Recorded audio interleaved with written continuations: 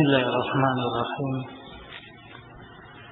Alhamdulillah wassalatu wassalamu ala Rasulillah wa ala alihi wa sahbihi wa mawalah. Asyhadu an la ilaha illallah wahdahu la syarika lah wa asyhadu anna Muhammadan abduhu wa rasuluh. Allahumma salli ala Muhammad wa ala alihi wa sahbihi wa sallama tasliman mazida amma ba'd. Ikhwani fi din, a'azakumullah. Kita masih melanjutkan bab sifatus shalah dari kitab Zadul Mustaqni dari Syekh Musa bin Ahmad rahimahullah. Dan kita masih berbicara tentang sunnah-sunnah di dalam sholat. Poin yang paling akhir yang kita baca tentang masalah meludah wayat suku fi sholati an yasarihi, dan meludah di dalam sholatnya ke sebelah kiri. Ini kemarin sudah kita jelaskan. Ini jika sholatnya tidak di masjid. Kalau seorang harus meludah, maka meludahnya ke arah kiri. Tapi kalau kemudian dia sholatnya di dalam masjid, maka tidak boleh meludah ke samping kiri. Nah, dia meludah di pakaiannya.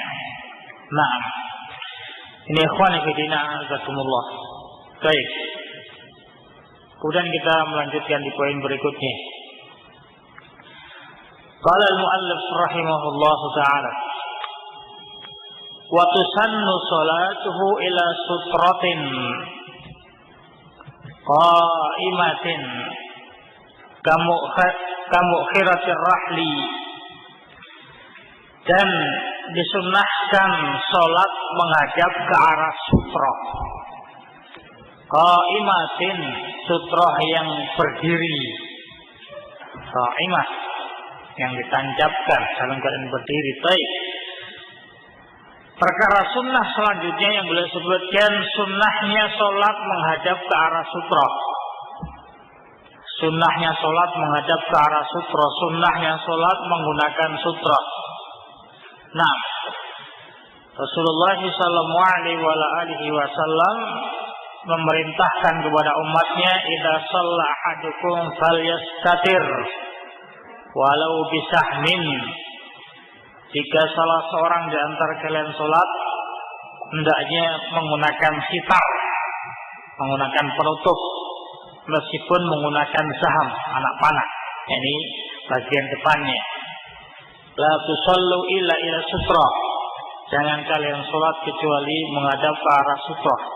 Ini qaul, ucapan Rasulullah, perintah Rasulullah sallallahu alaihi wasallam. Demikian pula dari perbuatan Rasulullah sallallahu alaihi wasallam. Beliau biasa kalau safar membawa anazah, tongkat kecil. Nah, yang dipakai sebagai sutra biasanya jika beliau sholat, ditancapkan dan dijadikan sebagai sutra. Ikhwani fi din, azakumullah. Nah, sutra ini para ulama ikhtilaf. Sebagian menyatakan sutra itu tidak wajib, sunnah, sebagaimana pendapatnya muallif. Dan ini pendapatnya jumhur ulama. Dan ini yang dikuatkan oleh Muhammad bin Shalih Al-Utsaimin rahimahullah. Sutra itu tidak wajib, dikarenakan sutra itu min mukammilatis shalah, termasuk pelengkap sholat, yang tidak ada kaitannya dengan sah atau tidak sahnya sholat. Nah, ini tidak ada kaitannya dengan sah atau tidak sahnya sholat.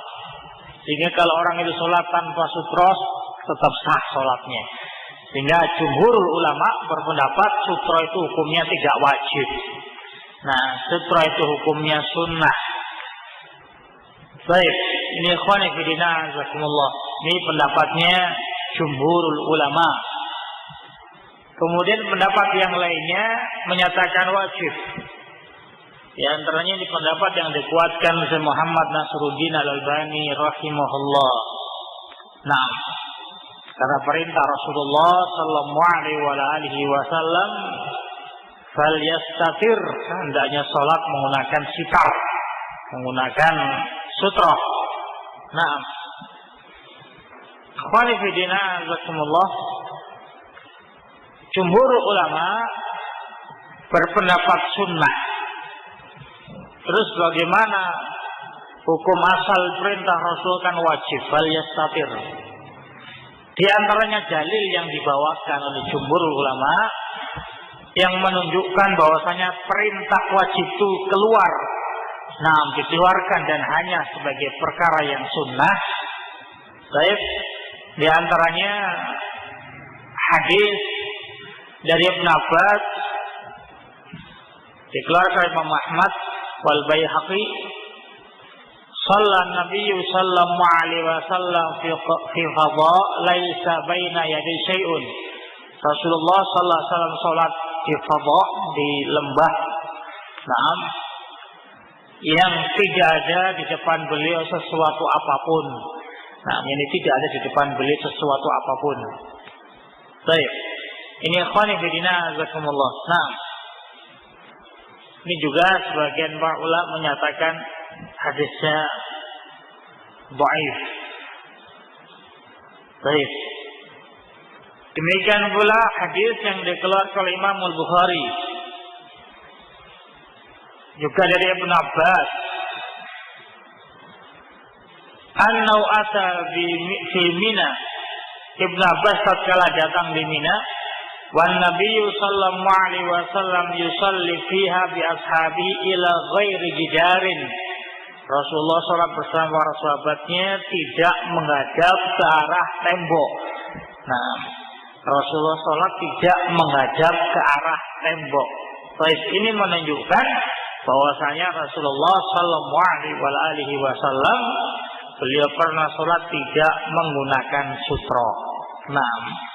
Ini di antara dalil baik yang dipakai jumhurul ulama yang menunjukkan bahwasanya perintah menggunakan sutra tatkala salat itu hukumnya sunnah, dan itu bukan perkara yang wajib. Karena min mukammilatis shalah, karena termasuk penyempurna salat yang tidak terkait dengan sah atau tidak sahnya salat seseorang. Demikian pula ikhwan fillah jazakumullah, hadis dari Abi Sa'id Al-Khudri, Rasul menyatakan idza shalla ahadukum bila shay'in yasturuhu minan nas. Kalau salah seorang di antara kalian salat menghadap sesuatu yang menghalangi dari manusia, yang menghalangi dari manusia, fa arada ahadun ayyastaza baina yadayhi, kemudian ada seorang yang mau melewati di depan dia, falyadfa'u, hendaknya ditahan. Jumhur ulama menyebutkan lafaz idza shalla ahadukum ila syai'in yasturuhu, jika salah seorang di antara kalian salat menghadap sesuatu yang menghalangi dia dari manusia yang menggunakan sutra. Ini menunjukkan ada orang-orang yang salat menggunakan sutra dan ada orang-orang yang salat tidak menggunakan sutra. Ini bayanul wakilnya demikian. Baik, sehingga ikhwan fillah jazakumullah, Muhammad bin Shalih Al-Utsaimin baik rahimahullah beliau menyatakan wa min kalami annaha laysat biwajibatin. Dan dari ucapan mu'allif menunjukkan bahwasanya sutra itu bukan perkara yang wajib. Bukan perkara yang wajib. Ini yang beliau kuatkan. Baik. Ikhwani fillah azakumullah, sunnahnya menggunakan sutra ini sama hukumnya.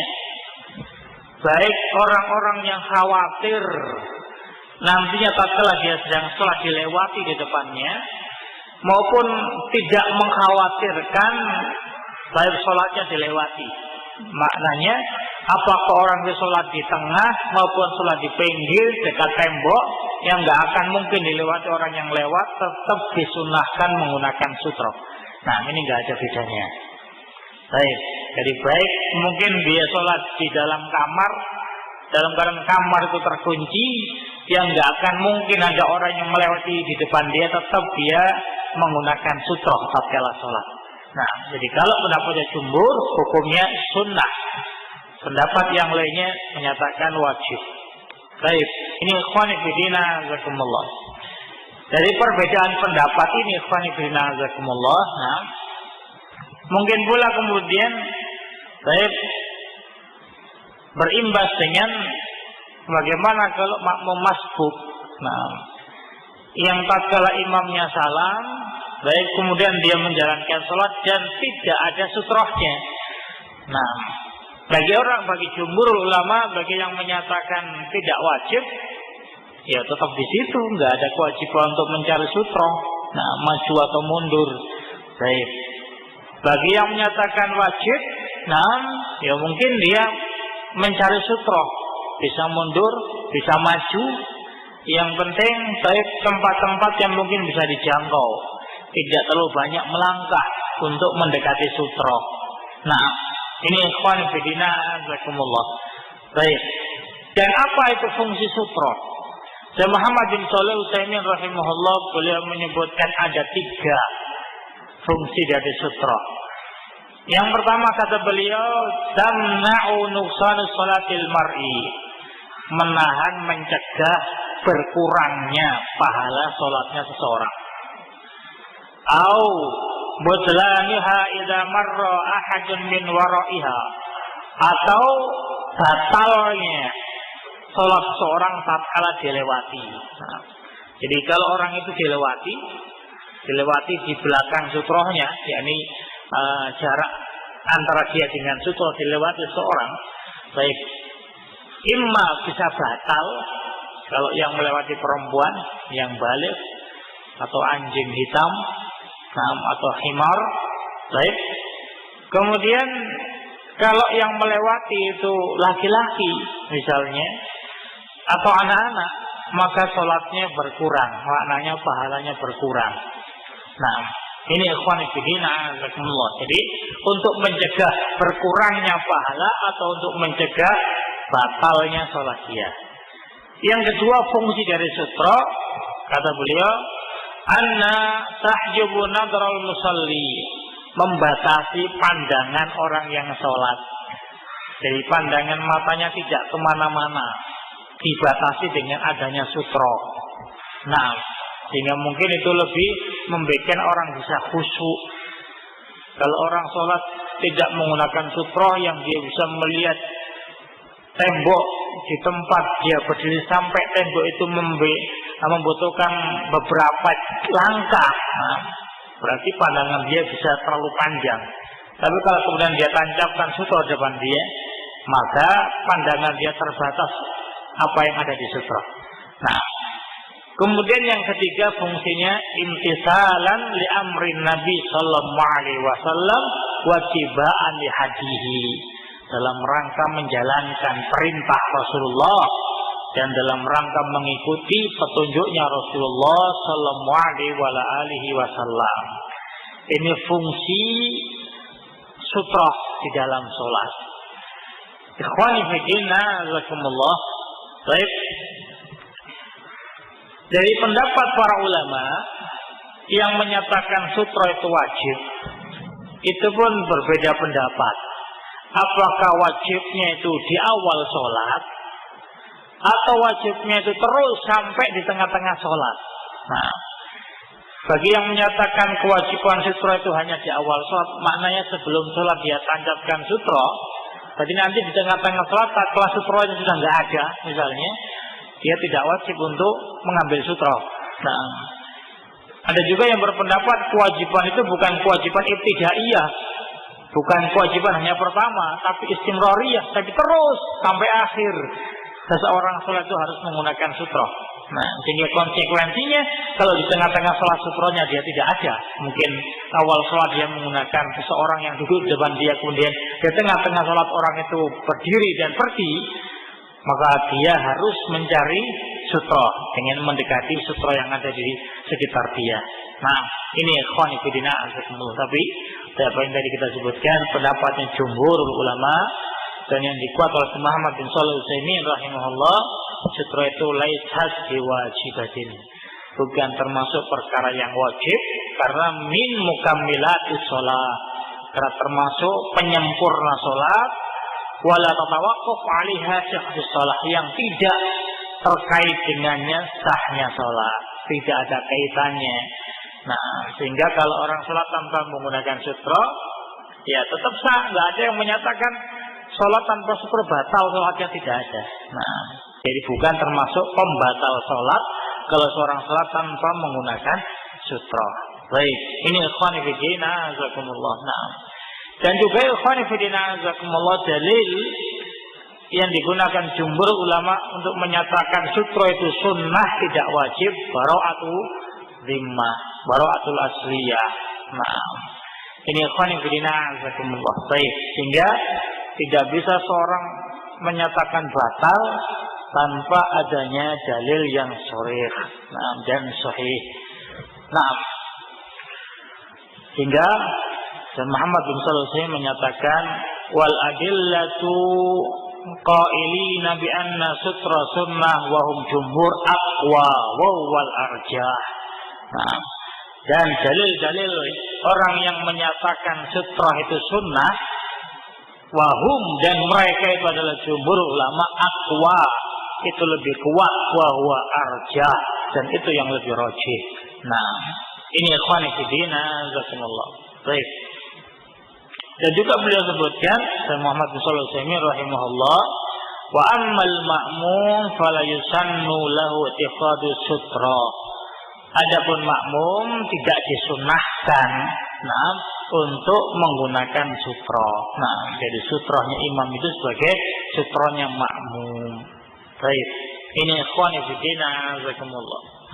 Ini ikhwan fillah jazakumullah, seandainya seseorang tidak menggunakan sutra tatkala salat, nah, tetap tidak boleh seseorang melewati di depan dia pada jarak sujudnya.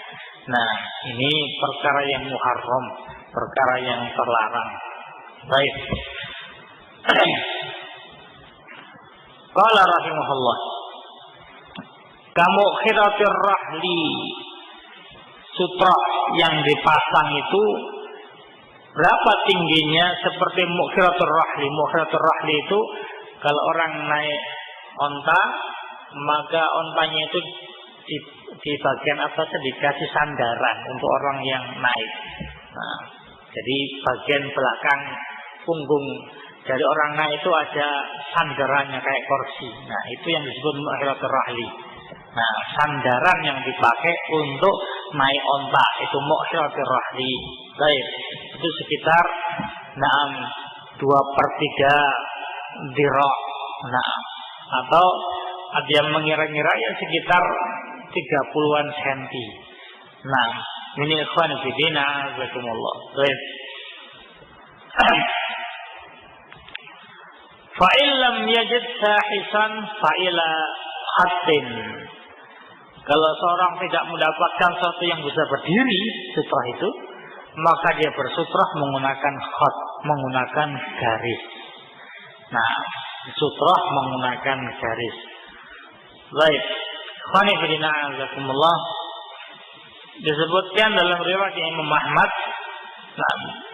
Abu Dawud, Ibnu Majah, dan ini juga dibawakan oleh Hafidz dalam Bulughul Maram, riwayat yang disebutkan lafadznya salat, di antara lafadznya faman lam yajid falyakhutta khattan. Barang siapa yang tidak mendapatkan sutroh yang bisa ditegakkan, maka dia menggaris dengan sebuah garis. Nah, dan Al-Hafidz Ibnu Hajar, beliau memberikan komentar hadis ini tatkala membawakan dalam Bulughul Maram, walam yusib man za'ama anna muttaribun bal huwa hasanun. Dan tidak benar orang yang menyangka hadis ini muttarib, hadis ini goncang, bahkan hadis ini hasan. Nah, dihasankan oleh Hafidz Ibnu Hajar Al-Asqalani rahimahullahu taala. Baik, hadis tentang menggunakan khaf. menggunakan garis. Baik, ikhwan fillah azakumullah, dan di antara para a'immah, para muhadditsin, yang menyatakan hadis ini muttarib, yang menyatakan hadis ini dhaif, di antaranya Ibnu Shalah. Ini menyatakan hadis ini dhaif. Baik, demikian pula Abdunnu Syalbani rahimahullah. Ini ikhwan fillah azakumullah. Baik. Kemudian ikhwan fillah azakumullah, di sini mu'allif tidak menyebutkan bentuk garisnya bagaimana. Apakah memanjang lurus, apakah kemudian sebagaimana bulan sabit. Bagaimana bentuknya enggak ada ketentuan, yang penting garis. Dan ikhwan fillah azakumullah, baik, Muhammad bin Shalih Al-Utsaimin rahimahullah, beliau sebutkan, yang namanya garis, seorang menggaris pada zamannya Rasul menggaris dan itu membekas garisnya. Adapun garis-garis soft, itu tidak bisa dijadikan sebagai sutra. Kan mungkin kita lihat sebagian masjid ada garis-garis untuk pengaturan soft. Kata beliau rahimahullah, itu enggak cukup. Itu enggak cukup sebagai sutra. Baik, dalam keadaan juga para ulama berbeda pendapat tentang apa hukumnya garis di dalam masjid sebagai sarana meluruskan shaf. Al-Albani rahimahullah, beliau berpendapat garis di dalam masjid itu termasuk perkara bid'ah. Ini beliau rahimahullah. Baik. Di pendapat yang lainnya, pendapatnya Muhammad bin Shalih Al-Utsaimin rahimahullah, baik, garis dalam masjid sebagai pelurus shaf itu bukan termasuk perkara yang bid'ah. Cara dia untuk menyempurnakan shaf.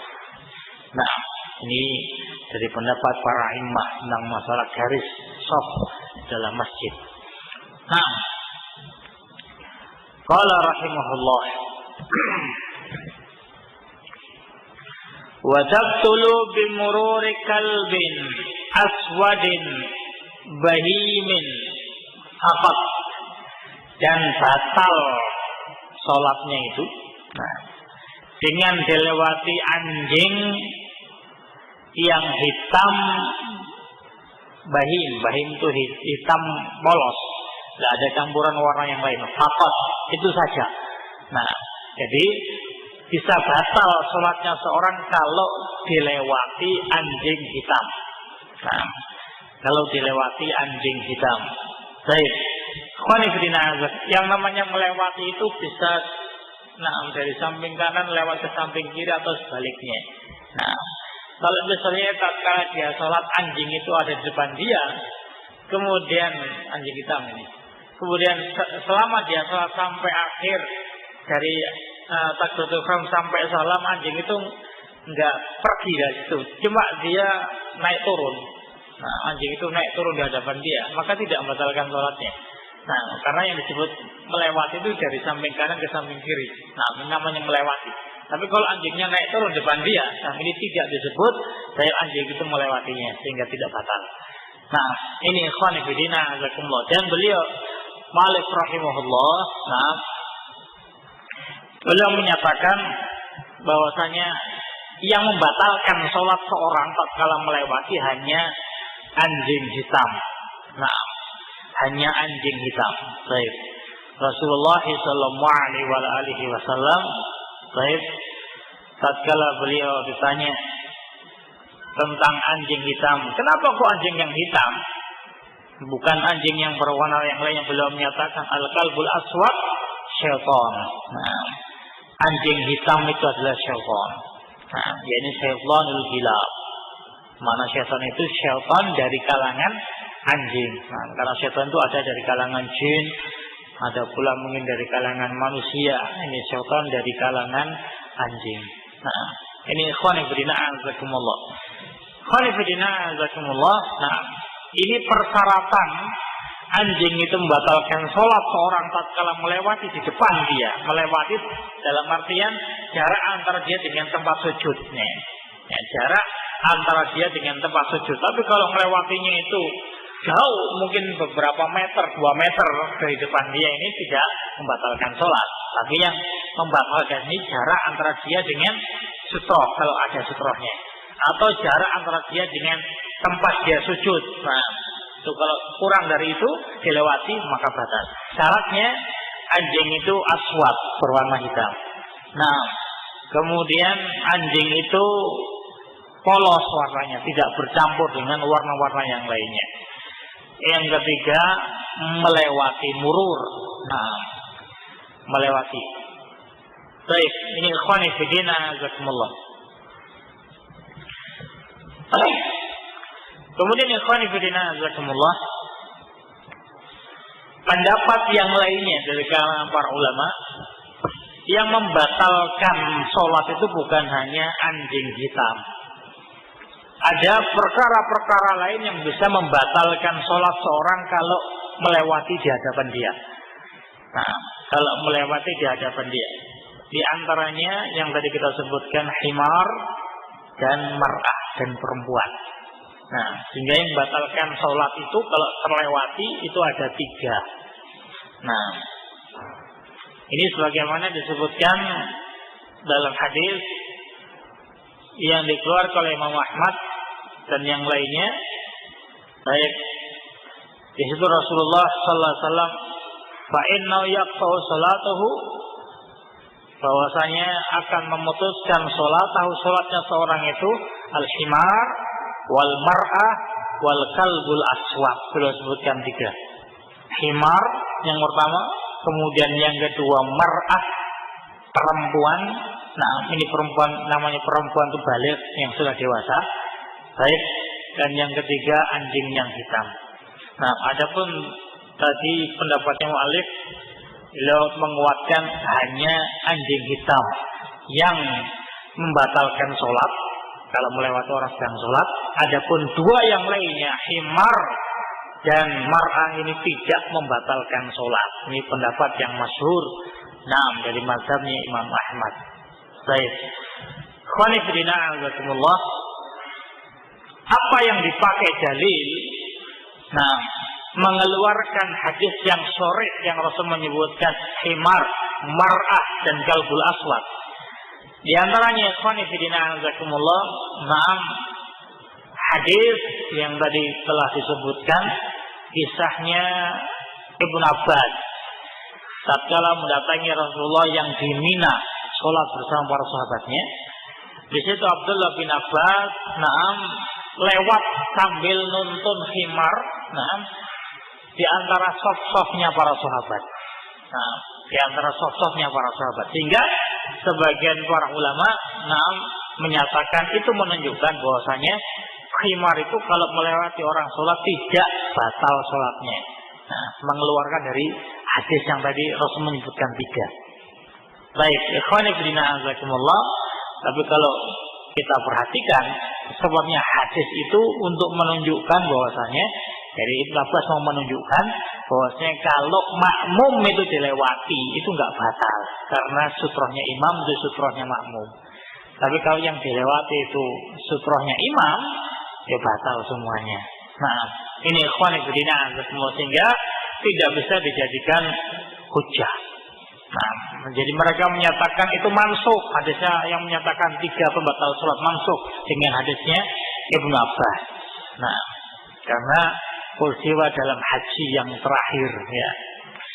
Kemudian ikhwan fillah azakumullah, yang kedua, dalil yang dipakai untuk menunjukkan perempuan itu tidak membatalkan sholat kalau melewati di hadapan orang yang sedang sholat.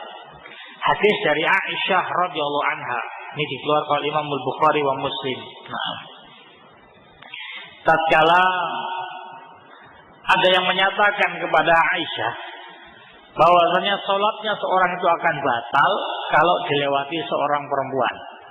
Nah, jadi ada yang nanya kepada Aisyah, ada yang menyatakan kepada Aisyah radhiyallahu anha, sholat itu batal kalau dilewati seorang perempuan. Maka Aisyah tatkala mendengar ini beliau marah. Nah, waqalat, beliau menyatakan qad sahbahtumuna bil hamir wal kilab. Kalian telah menyamakan kami kaum perempuan dengan himar dan dengan anjing. Nah, karena himar dan anjing ini membatalkan sholat. Kalau melewati orang sedang sholat. Berarti kalau kalian menyatakan perempuan yang melewati orang sholat itu batal, berarti kalian menyamakan kaum perempuan dengan himar dan baik dengan anjing. Nah, kemudian Aisyah menyebutkan, laqad kuntu anamu baina yaday Nabi sallallahu alaihi wasallam mu'taridatan. Sungguh aku tidur di hadapan Nabi dalam keadaan terlentang. Nah, jadi Aisyah pernah tidur di depan Nabi SAW dalam keadaan terlentang tidurnya, wa yusalli bil lail, dan Rasulullah sholat malam. Ikhwani fillah azakumullah, ini pun bisa dijawab. Nah, kalau perempuan tidur di depan orang sedang sholat, selama dia tidak melewati, maka tidak membatalkan sholat. Yang tadi dinamakan melewati itu kalau dia berjalan dari kanan ke kiri, atau dari kiri ke kanan melewati. Tapi kalau dia hanya tiduran di hadapan orang yang sedang sholat, maka tidak membatalkan orang yang sholat di situ. Nah, ini ikhwani fillah azakumullah. Baik, sehingga ikhwani fillah azakumullah, pendapat yang rajih dari masalah ini, Muhammad bin Shalih Al-Utsaimin menyatakan al-qaulur rajih fi hadhil masalah, tentang pendapat apakah perempuan dan juga himar itu juga membatalkan sholat. Beliau berpendapat anna sholata tabtulu bimururil mar'ati wal himari wal kalbil aswad. Ini yang beliau kuatkan, bahwasanya sholat itu batal dengan lewatnya seorang perempuan yang dewasa ini ya, kalau anak-anak tidak. Kemudian himar, dilewati oleh himar, keledai, dan dilewati oleh anjing yang hitam. Nah, ini yang dikuatkan oleh Muhammad bin Shalih Al-Utsaimin rahimahullah ta'ala. Nah, jadi bukan hanya anjing hitam sebagaimana pendapatnya mu'allif, tapi ada tambahan perempuan dan himar. Baik. Qala rahimahullah, walahu at-ta'awudhu 'inda ayatin wa'idin. Dan bagi dia, yakni sunnah bagi dia, disunnahkan bagi dia untuk berta'awud, untuk berlindung kepada Allah. Naam, inda ayatin wa'idin, tatkala melewati ayat-ayat ancaman. Ini tatkala sholat, kemudian membaca surat-surat, dan kebetulan di dalamnya disebutkan ancaman-ancaman. Bagi mereka berbuat demikian, ancamannya ini, maka disunahkan untuk berta'awud, berlindung darinya. Nah, baik. Ikhwani fillah azakumullah. Misalnya a'udzu billahi min dzalika. Melewati ayat ancaman ini disebutkan dengan lisan ya. A'udzu billahi min dzalika. Aku berlindung kepada Allah dari hal itu. Nah, kalau disebutkan ancaman, disebutkan neraka misalnya. Ini sunnah hukumnya. Baik. Dan mu'allif rahimahullah mungkin zahirnya ini mencakup makmum, imam, dan orang yang sholat sendirian. Nah, tapi ikhwan fillah azakumullah, baik, Syekh Muhammad bin Shalih Al-Utsaimin rahimahullah, beliau berpendapat amal munfarid wal imam fa musallamun anna lahuma ayatawadha inda ayatil wa'id. Adapun orang yang sholat sendirian dan imam, maka boleh atau diterimalah pendapat yang menyatakan bahwasanya keduanya kalau membaca ayat dan melewati ayat-ayat azab, ayat-ayat ancaman, berlindung darinya. Nah, wa amal ma'mum fa ghairu musallamin alal itlaq. Adapun bagi makmum, ini tidak bisa diterima secara mutlak. Setiap melewati ayat-ayat azab dia berlindung darinya. Bal zalika tafsilun, tetapi harus dirinci. Ini bagi makmum. In adda dzalika ila adam al-insat lil imam fa innahu yunha anhu. Kalau dia mengucapkan ta'awud, tatkala membaca, misalnya imam membaca ayat, kemudian makmumnya ta'awud di situ, kalau itu menyebabkan dia tidak insaf, ya, dia tidak mendengar apa yang dibaca oleh imam, maka terlarang makmum untuk ta'awud daripada ayat-ayat azab. Wa illam yu'addi ila adam al-insaf fa inna lahu dzalika. Tapi kalau kemudian tetap dia bisa mendengar, dan tidak mengganggu, maka tidak masalah. Makmum berta'awud tatkala imam membaca ayat-ayat azab. Ini ikhwan fillah jazakumullah. Baik. Sehingga ikhwan fillah jazakumullah, hingga kalau misalnya imam baca ayat-ayat azab, imamnya enggak berta'awud, maka makmumnya jangan berta'awud. Karena Rasulullah SAW melarang makmum itu membaca di belakang imam kecuali hanya suratul Fatihah. Selain suratul Fatihah tidak boleh bagi makmum untuk membacanya. Ini kewajiban makmum itu hanya mendengar setelah membaca suratul Fatihah, tidak membaca apapun. Tidak membaca surat-surat setelah Al-Fatihah, tidak. Itu tidak ada kewajiban dan tidak disyariatkan bagi makmum untuk membaca surat-surat selain Al-Fatihah. Dan juga demikian pula berta'awud. Kecuali mungkin kalau imamnya membaca itu, imamnya ta'awud, mungkin dia juga berta'awud karena imamnya berhenti sejenak. Setelah itu nggak ada masalah. Tidak mengganggu, baik dia insaf kepada imam. Ini ikhwan fillah jazakumullah. Ini pendapat Syekh Muhammad bin Shalih Al-Utsaimin rahimahullah. Baik. Jadi baik itu ayat yang menyebutkan ancaman, baik itu ayat menyebutkan neraka, baik itu ayat yang menyebutkan orang-orang yang berdosa, yang mendapatkan adab, Fir'aun, Qarun, dan yang semisalnya, cerita-cerita di situ, maka disunahkan untuk berta'awud tatkala membacanya. Wa su'al inda ayatir rahmah, dan meminta tatkala melewati ayat-ayat rahmah. Allahumma inni as'aluka al-jannah, misalnya tatkala disebutkan jannah misalnya. Ya Allah, aku minta kepadamu surga. Dan baik ucapan-ucapan yang lainnya mungkin. Ini ikhwan fillah jazakumullah. Baik. Ini disunahkan. Tatkala disebutkan nama Nabi, kisah Nabi, Allahumma inni as'aluka min fadlihi, atau yang doa-doa yang lainnya. Ini sunnah. Baik. Walau fi fardin, meskipun dalam sholat fardu. Kalau mu'allif menyebutkan walau, itu tanda ikhtilaf di situ.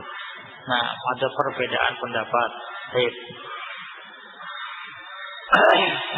Ini ikhwan fillah jazakumullah. Meskipun sholat fardu, diperbolehkan untuk mengucapkan baik ta'awud tatkala melewati ayat-ayat azab, ayat-ayat ancaman, atau minta tatkala melewati ayat-ayat menyebutkan surga dan yang semisalnya. Ini ikhwan fillah jazakumullah. Baik, ini akhir dari apa yang beliau sebutkan dari pasal ini.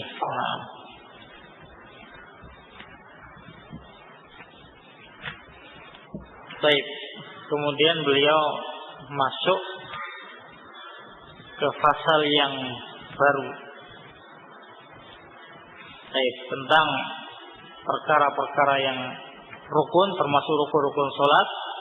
Demikian pula perkara-perkara yang termasuk wajib-kewajiban sholat, dan perkara-perkara yang dia mungkin sunnah, sunnah-sunnah baik dalam sholat.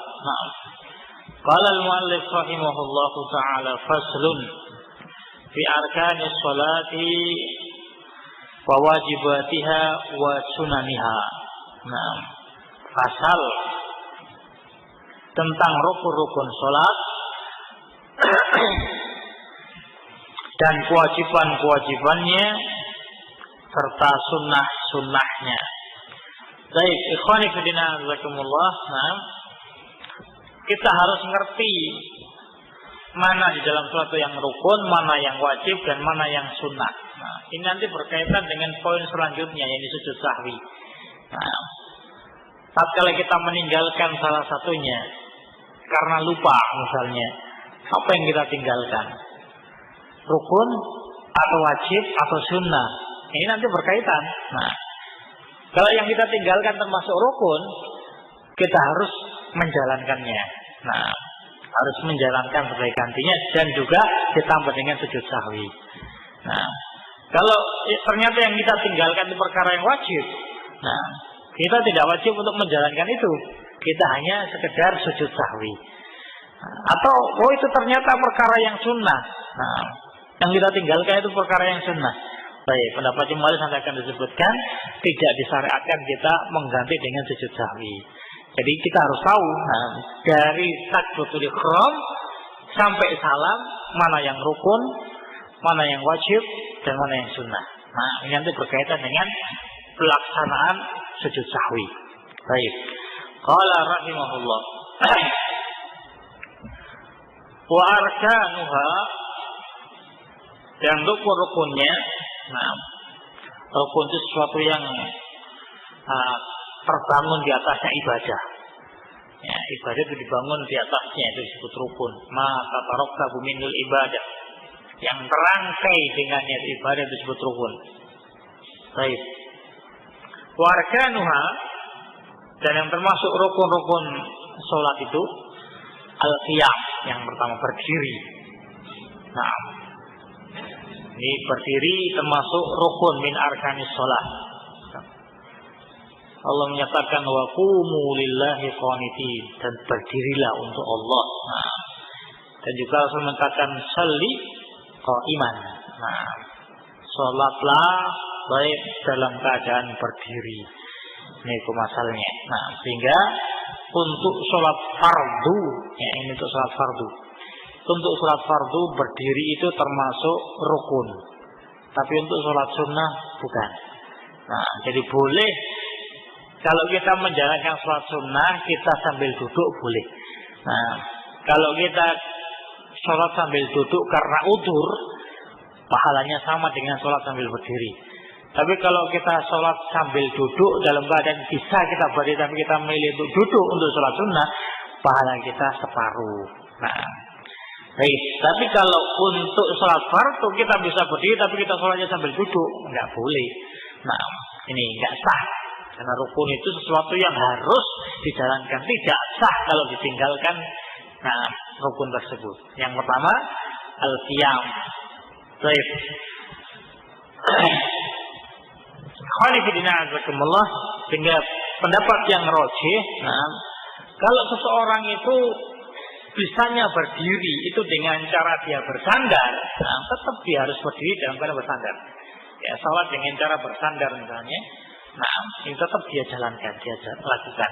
Ya, mungkin dia kalau tanpa bersandar nggak bisa berdiri, nah, maka dia sholat sambil bersandar. Ini boleh.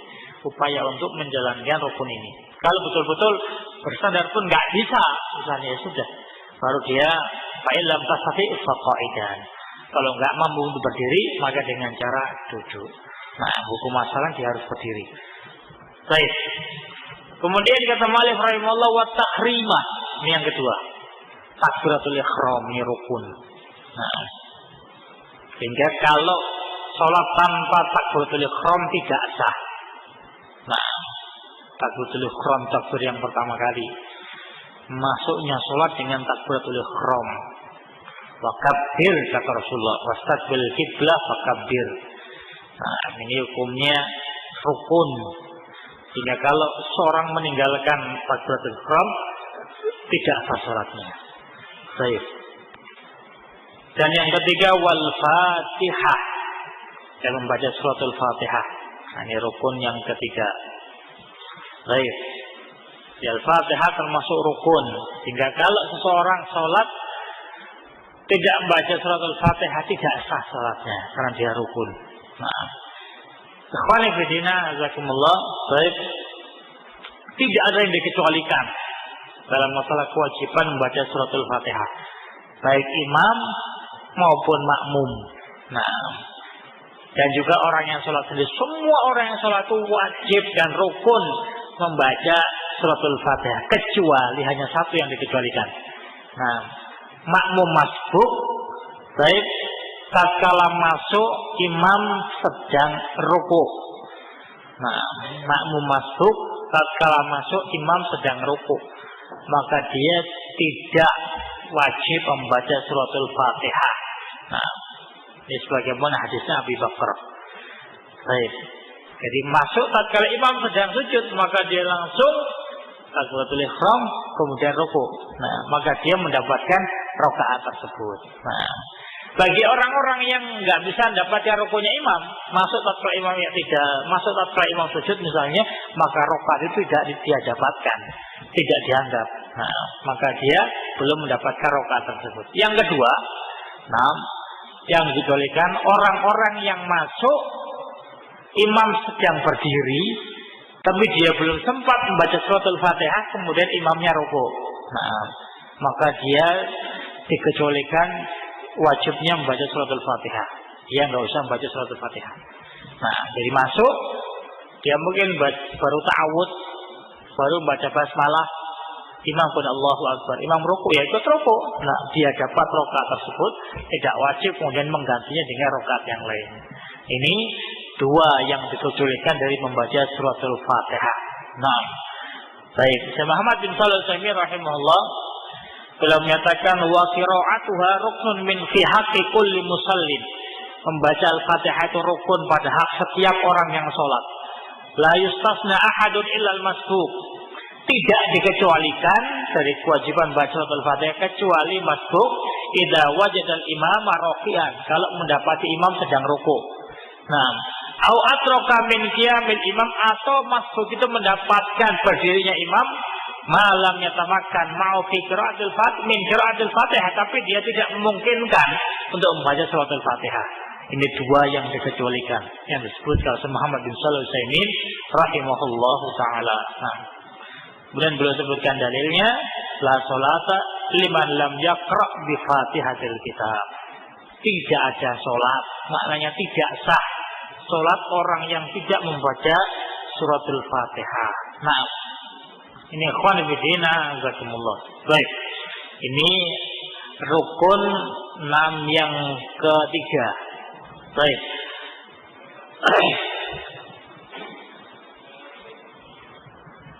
Kemudian ikhwan fillah jazakumullah. Nah,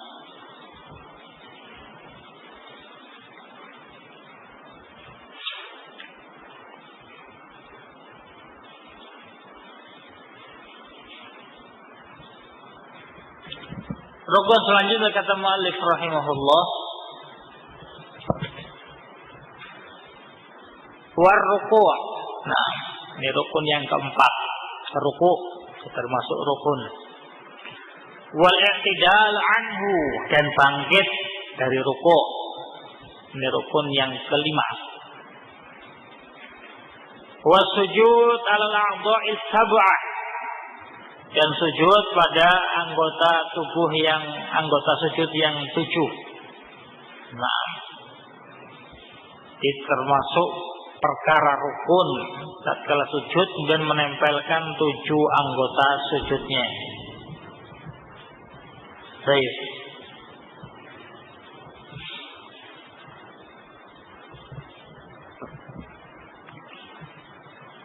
Wal i'tidal anhu, kemudian rukun yang ke-7 al-i'tidal anhu, bangkit dari sujud. Wal julus baina sajdataini, duduk di antara 2 sujud, ini yang ke-8. Wa tuma'ninatu fil kulli, dan yang ke-9 tuma'ninah pada semuanya. Pada ruku, i'tidal, sujud, duduk di antara 2 sujud, ini semuanya tuma'ninah. Nah, apa pengertian, apa definisi tuma'ninah? Definisi tuma'ninah itu tenang dan bisa membaca zikir-zikir yang wajib. Itu namanya tuma'ninah. Nah, sehingga kalau seorang ruku, bisa ruku dengan sempurna. Nah, Subhana rabbiyal azim, dia bisa baca, itu disebut tuma'ninah.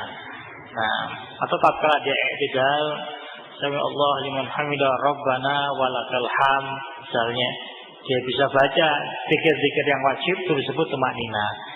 Kalau dia sujud, demikian pula dia sempat membaca Subhana rabbiyal a'la, misalnya dia baca, itu disebut tuma'ninah ila akhirih. Nah, jadi itu batasan tumanina. Seorang bisa menjalankan rukun itu dan bisa mengucapkan zikir-zikir wajib padanya. Itu disebut tumanina. Baik. Biqadril wajib. Biqadril wajib. Ya, jadi bacaan yang wajib. Kalau misalnya tasbih dalam rukuk, dalam sujud, nah itu dia baca satu ya sudah, itu qadril wajib. Nah, nggak ada batasan 10 misalnya, enggak. Nah, meskipun nggak sampai 10, misalnya imam sudah ternyata mungkin dia baru dapat 3, imam sudah bangkit, itu sudah tumanina. Nah, kalau dia imam bisa baca qadrul wajibnya itu. Nah, kemudian yang ke-10 wa tasahhudul akhir. Dan tasahud akhir termasuk rukun. Nah, wajil satuhu, kemudian duduk tasahud akhir. Ini yang ke-11. Ini beliau bedakan tasahud akhir dengan duduknya. Tasahud akhir itu maknanya ucapannya at-tahiyatu lillah, tasahudnya. Nah, kalau jilsah itu duduknya. Sehingga misalnya, seseorang tatkala sujud yang kedua di rakaat yang terakhir, ya. Sujud yang kedua di rakaat yang terakhir. Dari sujud yang kedua langsung dia berdiri. Kemudian dia mengucapkan dalam berinya at-tahiyatu lillah wa shalawat wa thayyibat ila akhirih. Nah, sampai salam. Baik. Maka tidak sah salatnya. Kenapa? Dia meninggalkan rukun duduknya. Nah, tasawufnya dia baca. Nah, tapi rukun duduknya dia tinggalkan. Tidak sah. Baik. Maka beliau bedakan tasawufnya, ini qaulnya, ucapannya, dan duduknya. Ini dua-duanya termasuk rukun. Baik. Wassalatu ala nabi fihi, dan bersolawat kepada Nabi, yakni pada tasawuf akhir. Ini yang ke-12. Mengucapkan salawat Nabi, termasuk juga di dalamnya itu salawat kepada keluarga beliau.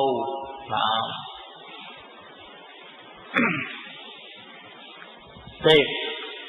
Tentang masalah salawat Nabi ini para ulama ikhtilaf.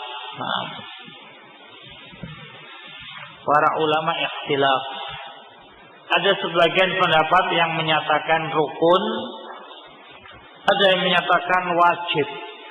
Nah, ada yang menyatakan rukun, ada yang menyatakan wajib. Baik. Berapa bedanya rukun dengan wajib? Rukun itu kalau ditinggalkan karena lupa tetap tidak sah. Kalau wajib, kalau ditinggalkan karena lupa sah. Nah, lupa. Baik, misalnya tasawuf awal. Nah, itu lupa Rasulullah dan tidak menjalankan tasawuf awal, tidak diganti tasawuf awalnya, cuma dengan sujud sahwi tok. Nah, sah. Itu bedanya rukun dengan wajib.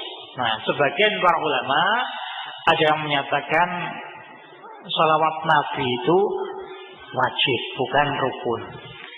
Dalil yang dipakai yang menyatakan rukun, baik tatkala para sahabat, itu bertanya, ya Rasulullah, alimna kaifa nusallim alaika wa kaifa nusalli alaika, ya Rasulullah, ajarkan kepada kami bagaimana kami memberikan salam kepadamu dan bagaimana kami memberikan salawat kepada kamu. Maka beliau menyatakan, qulu, ucapkanlah Allahumma sholli ala Muhammad ila akhiri. Yang dijadikan dari sini ucapan Rasulullah qulu menunjukkan wajib. Ini kan perintah. Hukum asal perintah itu wajib. Qulu. Nah, sehingga sebagian pendapat menyatakan ucapan beliau qulu itu menunjukkan rukun. Nah, kemudian yang menyatakan wajib, baik, ucapan beliau qulu itu bukan menunjukkan wajibnya sholawat, tapi konteksnya perintah untuk mengucapkannya. Nah, kaifiyah. Bagaimana cara beliau menjawab? Bagaimana cara bersolawat kepada kamu? Beliau menyatakan, qulu, ucapkanlah. Ini irsyad namanya. Ya, jadi pengajaran. Qulu itu bukan perintah tapi bentuk pengajaran. Nah, sehingga dihukumi wajib oleh sebagian para ulama. Nah, Jadi ucapan qul Allahumma sholli ala Muhammad bisa ijab lil irsyad, kewajiban sebagai arahan. Nah, kemudian ada pendapat yang ketiga yang berpendapat sholawat Nabi itu hukumnya sunnah. Nah, sholawat Nabi itu hukumnya sunnah, bukan wajib dan bukan rukun. Ini juga diriwayatkan dari pendapatnya Imam Ahmad. Nah, sehingga kalau memang seorang itu sengaja memang tidak baca sholawat dalam sholatnya, tetap sah. Nah, ini ikhwani fillah, jazakumullah. Baik. Dan Syekh Muhammad bin Shalih Al-Utsaimin rahimahullah, nah, beliau menyatakan alladzina ja'aluha ruknan laysa zahiru ala madzabu ilaihi wal aslu bara'atul asliyah. Nah, jadi belum memberikan komentar dalil-dalil yang dijadikan dalil mereka menyatakan wajib atau mereka yang menyatakan rukun laisa dhahirah, tidak dhahir. Nah, dalilnya sama konteksnya qulu ini tadi. Ini wajib sholawatnya atau konteks Rasulullah dalam mengajari mereka. Nah, karena tidak zahir, beliau berpendapat, wal aslu bara'atu zimmah wa hadzal qaul arjalil aqwal. Ini kaul yang paling rajih, yakni sholawat Nabi itu hukumnya sunnah di dalam sholat. Nah, ini arjatul aqwal. Idza lam yakun siwa hadzal dalil alladzi istadalla bil fuqaha rahimahum, jika tidak ada dalil yang lainnya. Kalau dalilnya cuma ini, qulu la akhirih, itu tidak zahir menunjukkan wajibnya atau rukunnya sholawat. Nah, sehingga pendapat yang beliau kuatkan hukumnya sunnah. Nah, kemudian terakhir saya watartib. Nah, dan berurutan dalam menjalankan rukun-rukunnya. Wataslim. Nah, yang ke-14 dan salam. Baik, ini 14. Naam arkanus shalah, rukun-rukun salat. Baik, dan taslim di sini pendapat yang dikuatkan oleh Muhammad bin Shalih Al-Utsaimin, rukun itu kedua-duanya, salam yang pertama dan salam yang kedua, dua-duanya rukun. Sehingga 14 poin yang telah disebutkan tadi oleh mu'allif, nah, barang siapa yang meninggalkannya maka tidak sah salatnya, baik dengan sengaja maupun lupa. Kalau lupa harus diganti. Nah, harus diganti. Sehingga kalau lupa Al-Fatihah misalnya, rakaat pertama lupa Al-Fatihah, ya dia harus tambah 1 rakaat lagi. Nah, tidak cukup hanya diganti sujud sahwi, tidak cukup. Beda dengan kalau hukumnya wajib. Nah, misalnya tadi kita sebutkan untuk tahiyat awal lupa, nanti gantinya hanya sujud sahwi, nggak pakai tasawuf awal. Baik, nanti akan beliau sebutkan setelahnya ini tentang wajibatuha, kewajiban di dalam sholat. Nah, wallahu a'lam bishawab. Wa sallallahu ala Muhammadin wa ala alihi wa sahbihi wa sallam.